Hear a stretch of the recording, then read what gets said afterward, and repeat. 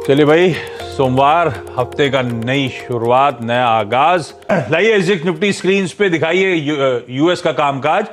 SGX Nifty कर रहा है हल्के हरे निशान के साथ शुरुआत करेंगे। करीब 25-30 अंक बढ़त के साथ शायद शुरुआत होती हुई आपको आज के सेशन में नजर आएगी। खैर, यूएस में फ्राइडे को फिर दबाव था। आधे से 1% की कमजोरी के साथ यूएस के बेंचमार्क्स कामकाज करते हुए नजर आए। हाँ, आज सुबह हल्के से ग्रीन शेड में आपको यूएस के बाजार नजर आएंगे, पर वो आधे से 1% जो हमने फ्राइडे को दबाव देखा, उससे पहले ध्यान रखिएगा, जब हम फ्राइडे को बंद हो रहे थे, यूएस के फ्यूचर्स ऑलमोस्ट 1% तीनों बेंचमार्क्स दबाव में थे। तो हम ऑलरेडी उससे ज्यादा प्रेशर डाइजेस्ट करके गए हुए हैं। उससे कम दबाव एक्चुअल सेशन में आज सुबह हल्के ग्रीन शेड्स में आपको फ्यूचर्स नजर आएंगे।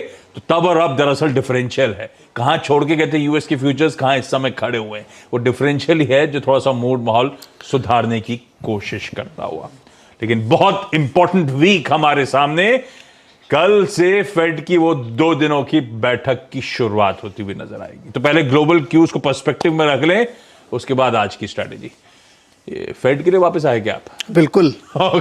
बुधवार की रात में जगह करना पड़ेगा क्योंकि बहुत इंपॉर्टेंट मीटिंग है। बहुत ही पूरे मतलब सिर्फ फेड ही नहीं है, यूरोप के भी बहुत सारे देशों, बैंक ऑफ इंग्लैंड को करना है, जापान को करना है, चाइना को करना है।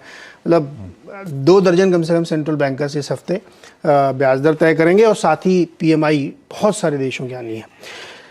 असली खेल जो है वो यूएस में है। यूएस में अब फिर से वो डिबेट शुरू हो गई कि 75 बेसिस पॉइंट या 100 बेसिस पॉइंट होगा, लेकिन जिस तरीके की सिचुएशन दिख रही है उसमें 75 तो आप मान के चलिए। 100 बेसिस पॉइंट होगा कि नहीं होगा ये थोड़ा सा डिबेटेबल है, लेकिन इकोनॉमिस्ट इसमें बटे हुए हैं। कई का मानना है कि 1% भी हो सकती है। इसीलिए आप देखिए कि पिछले 3 हफ्ते से यूएस मार्केट गिरे हैं और बीता हफ्ता सबसे बुरा था जून के बाद से।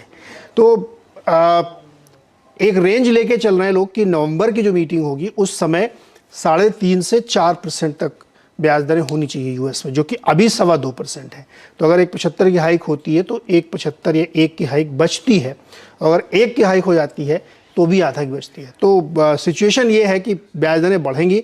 फ्रंट लोडिंग भी कर सकते हैं, बहुत सारे लोगों को ये मानना है, क्योंकि छोटे छोटे उपाय काम कर नहीं रहे तो हो सकता है फ्रंट लोडिंग करें। क्योंकि जॉब रिपोर्ट और हाउसिंग बिल्कुल ठंडा नहीं पड़ रहा, वहाँ पे अभी भी तेजी है। नौकरियां खूब मिल रही हैं, लोग स्पेंडिंग खूब कर रहे हैं और हाउसिंग के प्राइसेस नीचे नहीं आ रहे हैं। तो इन 2 को अगर आपको तोड़ना है तो शायद फ्रंट लोडिंग करें। फ्रंट लोडिंग मतलब 75 मान के चलते 1 की तरफ बढ़ जाए, 1 की तरफ बढ़ जाए, तो ये बहुत लाइकली है।